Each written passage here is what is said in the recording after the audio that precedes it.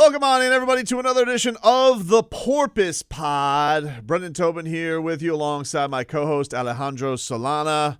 It's good to see you in person, man. I like doing these in person. Me too. Yeah, it's good to see you face to face, eye to eye. That's I'm right. not used to this on the radio. You know, Leroy, he is my co-host. Leroy Horde is nowhere to be seen. I'm trying to guilt him into coming back, but I don't think that's ever going to happen. Yeah, don't worry. Hawk and Crowder are almost never in studio either. Yeah, so. you guys are like, is it weird? Like, what, before we get to weird. it's like, when are you guys ever, because Crowder's traveling the world, and now Hawk's just like, well, I'm leaving in Boca. Yeah, they don't come into Dade. I think that's the thing. They just don't want to come to Dade County. So I'm basically in the studio by myself. Wow. Yeah. At least you've got, your Webfoot counterpart. I do. I have Marcos here. That's always good. And, allegedly they tell me these cameras we have set up in here, not the one that you guys are seeing here for the video watchers out there, but they say the cameras in here will work in here one day. But anyway, man, look, we are less than 2 weeks out from the first week against the New England Patriots. I cannot wait for this matchup. And you were telling me some very, very strange news has come out in regards to the New England Patriots. This is, quite frankly, stunning to hear. Yeah, so the way I saw it was Yanni Caracas, I believe is how you pronounce his name. Yes. He works in the West Palm Beach market for one of the TV stations up there. And I've seen him around Dolphins camp, by the way. Yeah. So he's been around the team this season and I think last year as well. So he tweeted, he's hearing the Pats will be coming to South Florida earlier than usual next week to get acclimated to heat and practice at a local college here before the week 1 game next week against the Patriots. And I love this because we've talked about, kind of the circus that's going on up there in Foxborough and Belichick getting cutesy and who's calling plays. Is he calling plays? There's no I guess there's an offensive coordinator, whatever. And Tobin, the Dolphins have been practicing in this heat for 6 weeks. Yep. I just love the idea where Bill Belichick is, laying down at bed one night and he's like, you know what we're going to do?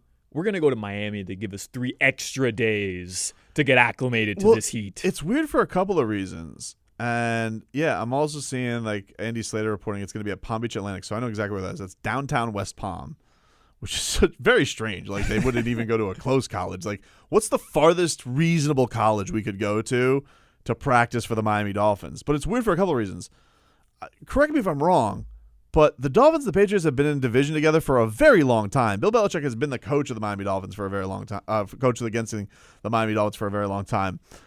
I don't ever recall anything like this. This is a very typical thing.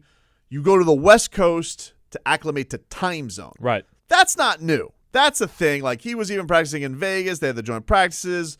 They do that for, Leroy Horde was telling me one more, he was like, oh, well, we went to Arizona and time zone I get. Acclimating to heat, first of all, you're not going to do it. That's good luck if you're acclimating to the heat down here and you think 2 days is going to do it with 2 practices. If anything, I think it's just going to deplete your team. Second of all, it's just I don't trust anything about this team. Mm-hmm. What can I do as coach genius Bill Belichick to put my fingerprints or act like I'm doing something? To me, this reeks of insecurity. Yeah, that's exactly what I thought when I saw this. 3 extra days in Miami. That's the difference between Mac Jones completing passes or not. No, Mac Jones is just trash. That's where you're, and he knows it. Tobin, he knows it. So he's trying to pull out all the tricks. He's trying to get creative. He's trying to figure out some sort of way to give his team. I don't know if it's this sense of, we'll have the advantage going in there. They're not going to have the advantage. They're not going to have the advantage. Look, it is brutal practicing down here. I don't know what it's like up in New England as far as temperature. I'm sure there's still some pretty hot days up there, but it's obviously very soupy down here. You're going to get drained of it really quickly because of how humid it is. I just don't understand. To me, I see that, and I'm going to see, I'm no sports scientist, but I feel as a coach, you're going to put your players in a new environment for 2 days, not going to get them ready for the Miami Heat, and all of a sudden they're going to be even more depleted. Whatever you tried to get them to that week 1, I feel like it's going to backfire. Maybe if you did it for 2 weeks, okay, we did 2 weeks. It kind of got us together. We're used to this soupy heat. You're coming down Monday next week? That ain't going to work. Yeah. I'm looking forward to all of this blowing up in Belichick's face. I know a lot of people keep doing this thing where they're like, well, it's Bill Belichick. Don't doubt the Patriots. And I get it, by the way, right? Because we still have a rookie head coach, has yet to play a game. As hyped as we are after the preseason and as hyped as we are listening to McCoachin all the time, right. I get where that thought process comes from. Like, anything can happen week one, all the cliches. It's still Bill Belichick, greatest head coach arguably in the history of the game, and he gets the advantage over the rookie head coach. I get that, but man, like, I am so ready to just say that Bill Belichick misses Tom Brady, and that's it. Like, there's nothing else for me to say other than he's not the same guy without the 7-time Super Bowl champion Tom Brady. And we have to stop creating all these narratives that Bill Belichick, like, he's only still coaching because he wants to beat Shula's record, and he'll get there eventually. Like, the Patriots are going to let him coach out until he wants to. Like, he'll get there eventually. Hated him too. Yeah. Shula hated him. But like, he's not this magician who has these tricks up his sleeve and they're going to come down here to South Florida. Dolphins have a better roster. They have the better quarterback. And may I say they might have the better coach by the end of the season? Maybe. I mean, listen, let's not get crazy about it. But I think the thing that I find funny about this is, one, he has been coaching against the Dolphins for years. So why all of a sudden, not to my knowledge this has ever happened, why all of a sudden is he pulling this move? So, yeah, that definitely feels like I feel like not only do we not have the better team, but we're going to get out elemented with the Miami Dolphins, which is strange. But it would be like imagine Mike McDaniel sending Tua Tagovailoa up to Foxborough or up to Boston to practice for a week before they get used to that game. It's like, all right, if he's not used to it now, he's never going to be used to it. Like, it is what it is. And I just think that, look at this. Now, on the other side of this, now it's a must-win. Because if he does win this, holy crap, are they going to go, oh, Belichick, he did it. He figured it out. So now it's a must-win. Now I'm like all on the side of everybody's kind of leaning up. They're hearing what a disaster it is in New England. Everything's going awry. Nobody has faith in him. Everybody's picking against him. And then on top of it, he had him there 3 days early to practice. You can't lose that game. Yeah. You must win this game now. It's otherwise it could send you into a tailspin. But the fact that they're doing it is just very, very strange. It's very strange, and it smells a lot like I don't have a lot of faith in my roster. It does worry me a little that I'm kind of putting the Dolphins at 1-0 to start the season, and I'm not even second-guessing it. Typically, when you're going in that confident, I don't know if you saw the NFL Network release like their their week 1 picks already. All 10 analysts or experts or whatever you want to call them, all 10 had the Dolphins. I bet you that's never been the case. Dolphins, Patriots, everybody picking the Dolphins in 2 decades in the Bill Belichick era. It's always worried. Like there's always the groupthink mush. Yeah. You do have to worry about that.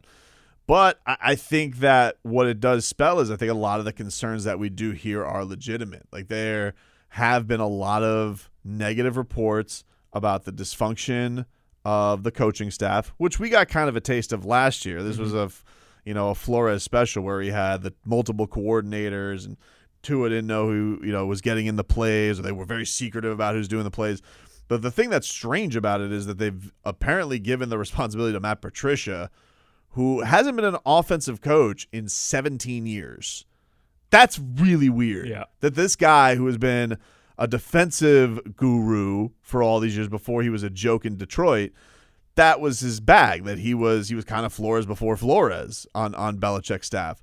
And now they're flipping him onto the other side of the ball alongside Joe Judge, who's a special teams guy. It's very strange. Like, I don't understand why Bill Belichick knew that eventually Josh McDaniels was going to leave. I don't understand why there was no thought of we're going to groom the next guy. Right. Is it because his weirdo mullet son doesn't know how to call plays? Like, I just find it very strange that he didn't have a succession plan for McDaniel, who has obviously been trying to leave for like 5 years, changed his mind because he's a Peter Pan, wouldn't grow up. But I just find it strange that now he's like, I got it. We're going to do something that's never been done before. we're going to acclimate to the heat like a bunch of Gila monsters. It is so bizarre what we're reading from there. And it's not, by the way, it's not just like the national media that's down on them. Every single local writer, like everything I'm reading, you listen to WEEI, and they are just like, they are beside themselves. They're expecting a bad season. When you look at the schedule, by the way, the first 4 games, I mean, I'm sick of talking about the first 4 games. Let's just see it play out. But the one you circle for the Dolphins as like you have to come away with the victory is the Patriots, right? Definitely. Because Baltimore on the road, I know we beat them last year, Thursday Night Football. Still tough. That's a tough one for Miami. It's still tough, and they had a lot of injuries last year too. Yeah, and Baltimore, let's be real. I mean, they've been our daddies. Other than last year on Thursday Night Football where Javon Holland played the game of his life, and Tua comes in the second half. Like, a lot of things went the Dolphins' way, which typically hasn't happened in the past couple of years. Typically, you're supposed to have the good performance prime time in your building on Thursday night, but it was definitely shocking. I lost a bet off of that. I ended up having to dress like an elf and go to Prime 112, which doesn't seem like losing a bet, but when you have to go to a fancy restaurant dressed like an elf, they don't see many people like that other than Tyler Hero, the way he dressed at Prime 112 the other day.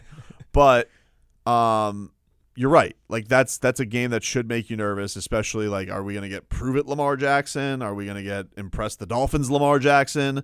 Who knows? But the point of it being is, you're right. It's a very, very tough first 4 games between New England is a rivalry game, Baltimore, the Bills, and then Cincinnati on a Thursday night.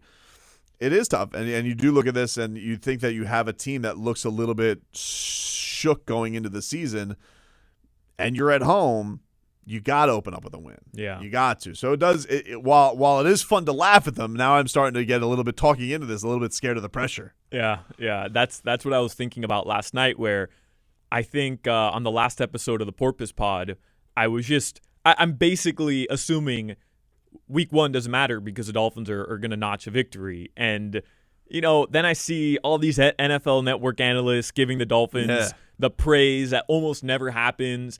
And you start to do the calculations in your head, and you're like, something's a little fishy here. Something's off. What's going on here? The Dolphins are favored going into week 1. The line moved from 2.5 to 3. It might continue to move because of all the money being put on the Dolphins. I know there were like some big bets coming in on the Dolphins this week too. Yeah. There's a lot of Dolphins hype that's happening around. I don't want the bubble guts. I want to remain confident. I want to continue to move forward and feel like this is the one the Dolphins are going to get. They're going to start off their season right. We're going to continue the hype into week 2, going on the road into Baltimore, which would be huge. Yeah. So I don't want the bubble guts, but in the back of my mind, it's like, because there was a lot of hype going into last year too. Like, there was a lot of hype between the way that they were going into this, Tua's first year as the starter, the defense. Everybody had a lot of phrasing, and you had the crazy clutch win with Xavier Howard stealing the ball from Mac Jones, and you're like, man, this is gonna be great. And then all of a sudden they're losing 7 in a row. Yeah. But don't we do that? To be fair, let's be real. Every year, you hype up your team, of right? Course. Especially when you have the young I'm not saying quarterback. Dolphin fans shouldn't be hyped. I'm nervous that everybody else seems to be kind of hopping on the bandwagon. Well, what I was going to say was that in past years, I think the hype just comes naturally from being around the team, watching them practice, expecting them to take the next step. Like, it's normal to hype up your team in the offseason, especially guys like you and I who are around the team. We're watching them. It's normal for fan bases to do that.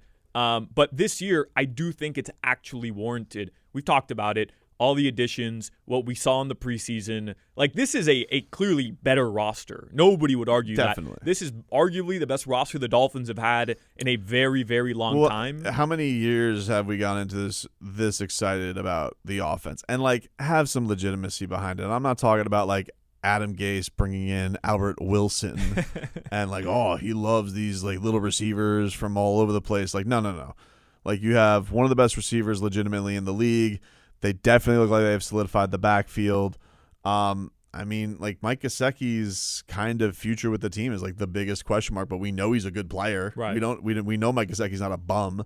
So if that's your biggest concern going into it, outside of health, obviously, but like if that's your biggest talent concern, you're in a pretty good place. Before we wrap up this segment, you know what Mac Jones' middle name is? I do not. I found this out today. His full name is Michael McCorkle Jones. McCorkle. Huh? McCorkle.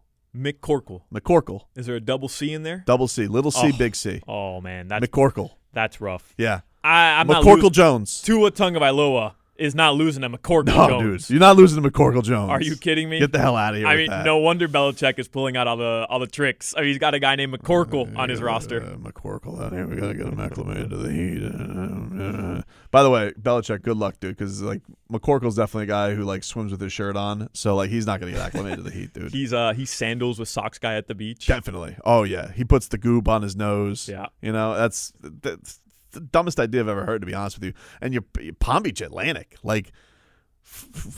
What? Like, it's the most random college I could ever think of. What's the idea there, though? Keep him out of South Florida, like keep him out of Miami, keep him out of the partying scene. As a Palm Beach resident, let me tell you something right now. Don't sleep on Clematis Street. Like, people can still get after it, dude. There's still places where they could go. They can get after it out there. And he may be thinking, all right, everybody, come back to the Cheesecake Factory. But like, there's more to it. There's more to it than that, Belichick. So.